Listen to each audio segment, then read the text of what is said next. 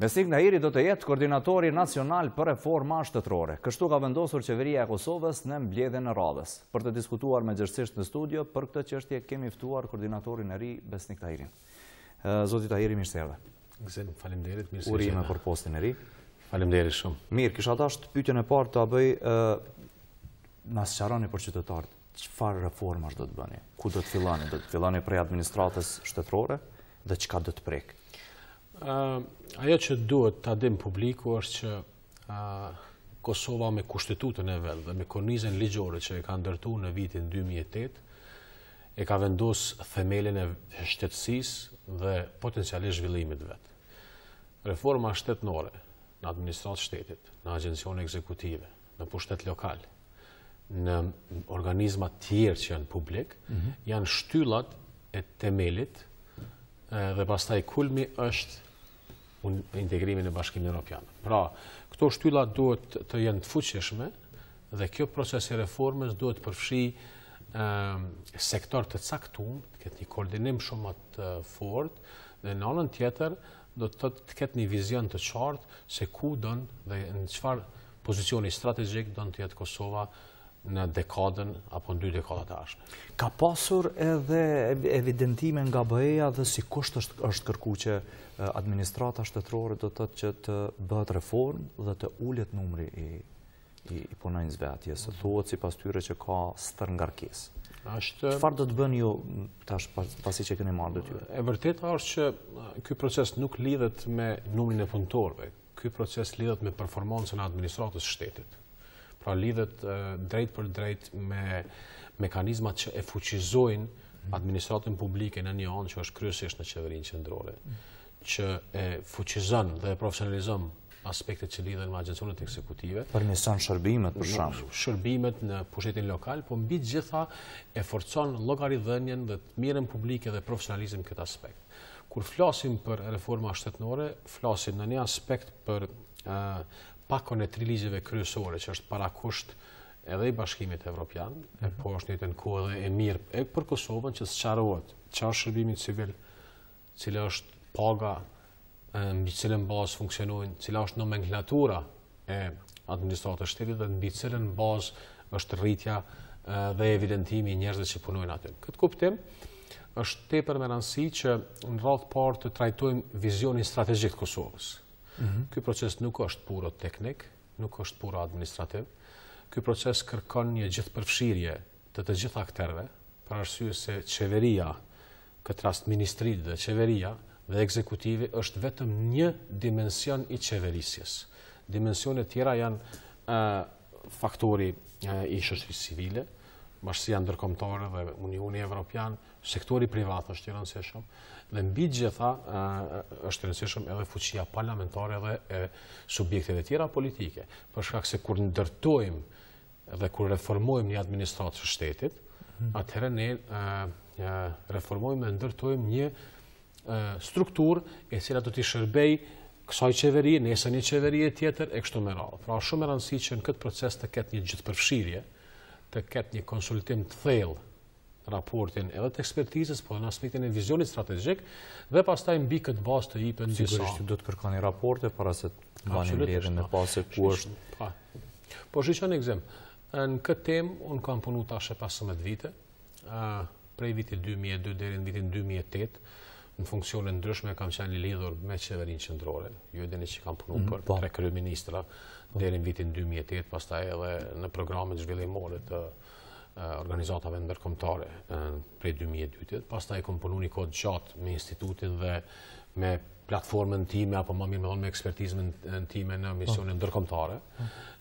Pastaj kam një përvojë politike dhe në këtë kuptim unë do të mundohem që me këtë ekspertizë, me këtë eksperiencë, me këtë përvojë modeste t'ja bëj një shtytje, një shërbim, një procesi që është jetik për Kosovën. Kur e përmenda ma herët stërngarkimin e administratës, e thash duke u bazuar për deklarata ose raportet të Bashkimit Evropian ose kërkesa që kanë dalë si kushte për të liberalizuar ose për të hyrë Kosova në Bashkimin Evropian. Ka pasur edhe ankesa nga vetë disa komuna sepse edhe tash BE-ja ka ndërtu do të thotë disa ndërtesat komunave në Kosovë, siç edhe ju e dini. Ka pas ankesa se ka staf shumë dhe nuk po munden me akomodu. Kjo është për këtë arsye duhet të ketë një analizë në mirëfill, se në bazë të vlerësimit tim ka komuna që kanë staf pak. Ka komuna që me numër barabart banorëve, disa kanë më shumë e disa kanë më pak. Ka pozicione publike të cilat janë të njëjta dhe kanë paga të ndryshme. Ka detyra specifike të cilat dallojnë. Parimet duhet të ndërtohen. Parimet i ndërton vizioni strategjik i shtetit. Edhe për mendimin tim përderisa në 2007-ën, vizioni ynë ka qenë që të bëjmë gjithçka që na mundson shpalljen dhe njohjen e pavarësisë. 10 vjet pas, janë dy hipoteza. Çka e zhvillon Kosovën dhe si bëhet Kosova e Evropë dhe ku është roli i administratës shtetit. Administrata e shtetit ka një rol shumë të rëndësishëm. Në këtë kuptim, nuk po flasim për zvoglim apo për largim, po flasim për funksionalizim, po flasim për drejtësi, po flasim për meritokraci, po flasim për profesionalizëm, po flasim për një kapacitet të shtetit me u ballafaqu me një sër detyrash që kanë mendon nga procesi i integrimit evropian. Ne kemi dy procese të rëndësishme.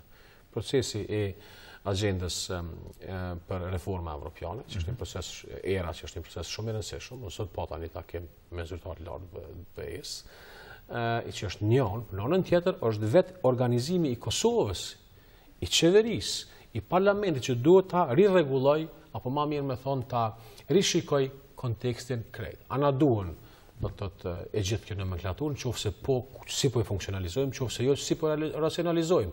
Këto janë vendime që duhet merren, për shkak se po që nuk merren, kjo do të krijojë barë shumë të madhe për synime strategjike dhe për një mirëqenie të Kosovës.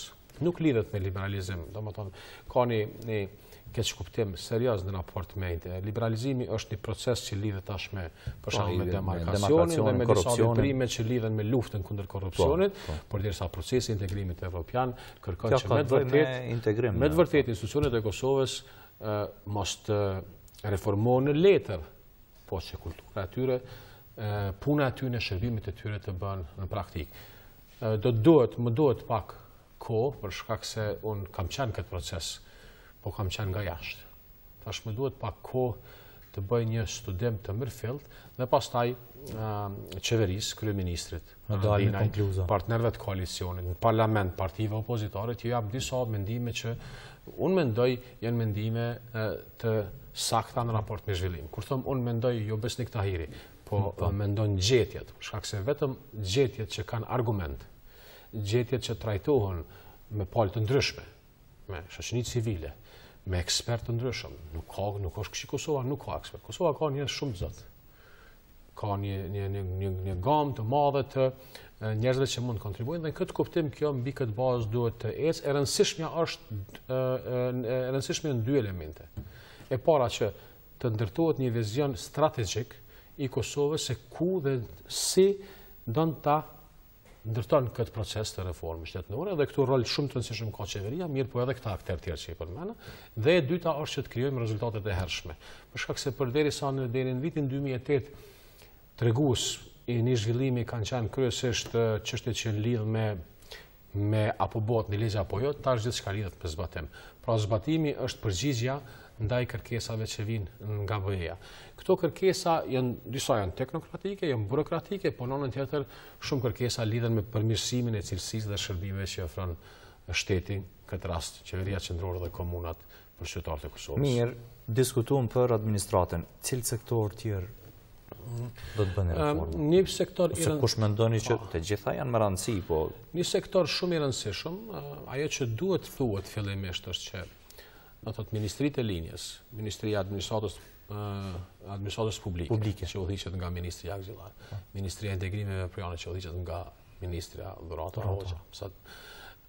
Kanë bërë një punë relativisht të madhe, një punë shumë të rëndësishme në këtë proces.